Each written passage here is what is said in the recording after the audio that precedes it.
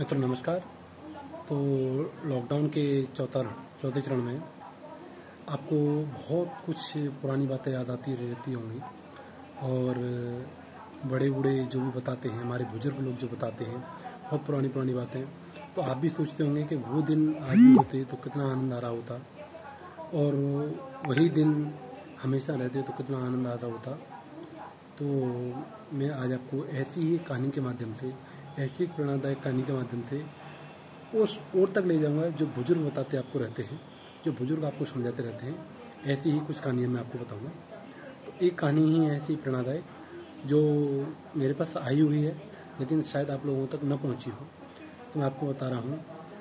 कभी तोरे की बेल छप्पर पर चढ़कर रसोई के 2 महीने का इंतजाम कर देता था।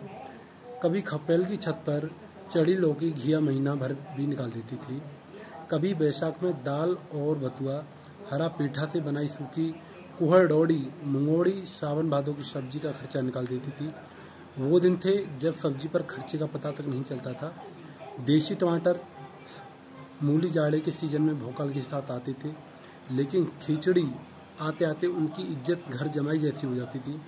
तब जीडीपी का अंक गणितीय करिश्मा नहीं था, ये सब्जियां सर्वसुलभ और रसोई का हिस्सा थी। लोहे की कढ़ाई में किसी के घर रसेदार सब्जी पके तो गांव के ढेर बाबा तक महक जाती थी। शाम को रेडियो पे चौपाल और आकाशवाणी के सुलझे हुए समाचारों से दिन रुखसत लेता था। रातें बड़ी होती थीं, द्वार पे कोई पुरनिया बुजुर्ग आल्हा छोड़ देता था तो मानो कोई सिनेमा चला गया हो। किसान लोगों में कर्ज का फैशन नहीं था। फिर बच्चे बड़े होने लगे, बच्चियां भी बड़े होने लगी। बच्चे सरकारी नौकरी पाते ही अंग्रेजी इत्र लगाने लगे। बच्चियों के पापा सरकारी दामाद में नारायण का रूप देखने लगे। किसान क्रेडिट कार्ड डिमांड और ईगो का प्रसाद बन गया। इसी बीच मूंछ बेरोजगारी का सबब बनी। अब दीवाने किसान अपनी बेटियों के लिए खेत बेचने के लिए तैयार रहते हैं। बेटी गाँव से रुखसत हुई, पापा का कान फेरने वाला रेडियो साजन की टाटा स्काई वाली एलईडी के सामने फीका पड़ चुका है। अब आंगन में नेनुआ तोरी का बीज छींटकर मुरई छप्पर पे उसकी लताएं चढ़ाने वाली बिटिया पिया के ढाई BHK की बालकनी के गमले में क्रोटन लगाने लगी और सब्जियां महंगी हो गई हैं। बहुत पुरानी यादें ताज़ा हो गई। सच में उस समय सब्जी पर कुछ भी खर्च नहीं हो पाता था। जिसके पास नहीं होता उसका भी काम चल जाता था। दही मट्ठा का भरमार था, सब काम चलता था। मटर गन्ना गुड़ सबके लिए अफरात था। सबसे बड़ी बात तो यह थी कि आपसी मनमुटाव रहते हुए भी अगाध प्रेम रहता था। आज की खुद मानसिकता दूर दूर तक नहीं दिखाई देती थी। हाय रे ऊंची शिक्षा कहाँ तक ले आई।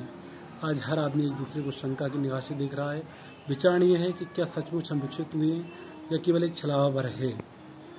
तो मित्रों, ये जो कहानी मैंने आपको बताई है, ये आज भी कहानी जो हमारे बुजुर्ग लोग पुरानी बातों को बताते हैं कि उस टाइम इतना खर्चा आता था। 1 रुपये में 5 किलो चीनी आ जाती थी, या 1 रुपये में बहुत कुछ आ जाता था। 1 रुपये में कई किलो आटा आ जाता था। 1 रुपये में कई किलो सब्जी आ जाती थी, कई दिनों की सब्जी आ जाती थी। लेकिन वो आज दिन नहीं है। हाँ, इतना मैं आज आपको बता रहा हूँ कि आने वाले दिन मुसीबतों के दिन हैं। इसमें कोई भी सामान्य नहीं हो सकता, कुछ भी सामान्य नहीं हो सकता। लगभग इस अर्थव्यवस्था को देखते हुए मैं आपको सच बता रहा हूँ कि इतनी जल्दी भी अर्थव्यवस्था नहीं उठ पाएगी जितना हम लोग सोच रहे हैं या सरकार हमें समझाने की कोशिश कर रही है। ये तो आप और हम लोग सभी जानते हैं। हाँ, अब ये जो कहानी मैंने आपको बताई, तो कहानी के मुद्दे पर आ जाइए। जो मैंने आपको जो कहानी बताई है, इस कहानी में सिर्फ यही छुपा है कि जो पहले था वो अब नहीं है, और जो अब है वो कभी नहीं होगा, और आने वाला जो कल है वो दिन शायद ईश्वर से प्रार्थना है कि आपको न देखने को मिले। लेकिन हाँ, देखने तो होंगे। आप भी जानते हैं सारी चीज़ें कि कलयुग का दौर है, स्थितियाँ खराब हैं। एक व्यक्ति दूसरे व्यक्ति को बड़ी गंभीरता से और खराब शंका से देखता है। उसकी आंखों में सामने क्या चल रहा है, उसके दिलो दिमाग में क्या चल रहा है, कुछ भी नहीं पता है।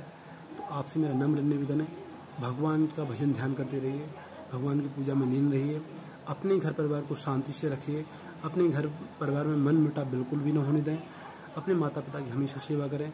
माता पिता जो कह रहे हैं उसे पत्नी पर लागू करने की कोशिश करें। पत्नी को माता और पिता के कभी खिलाफ न लगाएं। बहुत बहुत धन्यवाद।